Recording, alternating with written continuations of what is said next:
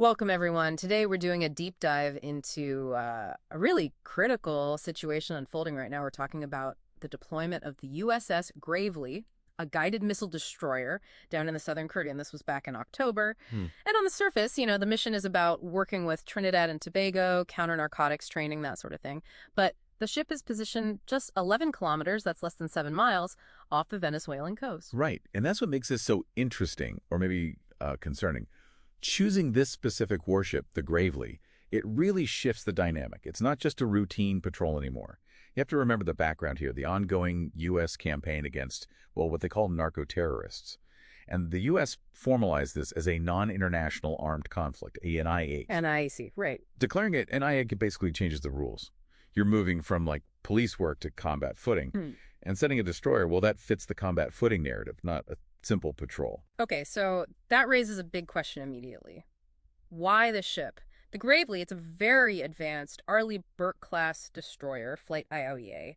Isn't that massive overkill for drug interdiction? What's the tech telling us about the real goal here? Well, yeah, overkill is one way to put it. If it were just about counter-narcotics, this ship is all about projecting power and dominating the area. The heart of it is the Aegis combat system. Oh, Aegis, okay. We don't need to get bogged down in, like, model numbers, but Whoa. think of Aegis as the brain and nervous system. It's built around this incredibly powerful radar, the SPY-1D. It gives the ship this instant 3D picture of everything air, surface over huge distances, and crucially, it's always on. Always on, so constant surveillance. Near total awareness, yeah. Right up to and likely into Venezuelan airspace. So if the technology itself is the message, what's the loudest part? What feature really sends that signal? That would definitely be the Mark 41 vertical launching system. The VLS. It's basically 96 missile tubes built into the deck. Now, it carries defensive missiles, sure, for shooting down planes or other missiles, SM-2s, SM-6s, area air defense. But the kicker is the Tomahawk, the BGM-109 Tomahawk land attack missile.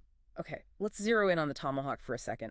Why is that specific missile capability so important here, sitting just 11 kilometers offshore? Because the Tomahawk missile has only one job, Yeah. hitting targets on land, deep inland. It's got zero use against ships or aircraft. It's purely offensive land attack. So its presence changes everything. Exactly. It means the Gravely isn't just a shield. It's carrying a sword capable of reaching far inside Venezuela. So yeah, the message is fundamentally about strategic deterrence aimed squarely at the Venezuelan government, not just stopping drug smugglers. Okay, so we have the tool, this advanced warship, sending a clear signal, and then you add the context.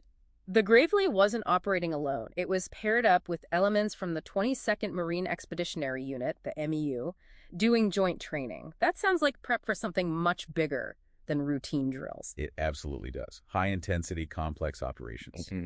And Caracas certainly read it that way. The Venezuelan government immediately called the deployment a, quote, dangerous provocation. A provocation aimed at regime change, they said? Explicitly aimed at regime change, yes.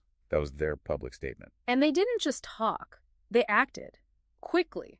Venezuela's defense minister ordered a full deployment of their military forces along that whole coastline. Right. And then President Maduro mobilized the Bolivarian militia. How many? Reportedly 4.5 million members activated for large-scale exercises. The stated goal was strengthening national defense and sovereignty. 4.5 million. Wow. So let's picture this.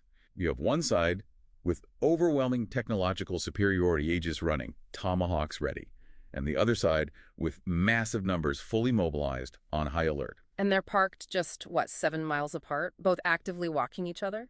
Exactly. That concentration of forces, the constant surveillance, the potential for, aggressive maneuvers, it create this incredibly dangerous situation.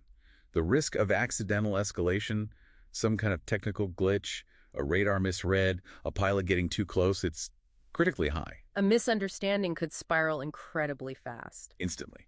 Into something far, far bigger than anyone intended, certainly bigger than a counter-narcotics op. So it seems pretty clear this deployment was a deliberate act of, strategic crisis projection. Coercive diplomacy, placing this powerful shield, but also a very sharp sword, right on Venezuela's doorstep. It's definitely something demanding our attention, our vigilance. Without a doubt.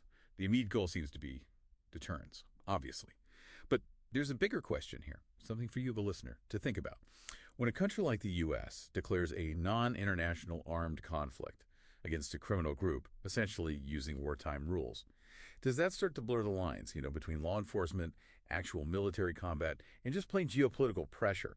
What sort of new international norms, potentially risky ones, might that kind of legal maneuvering start to create down the road? Something to consider.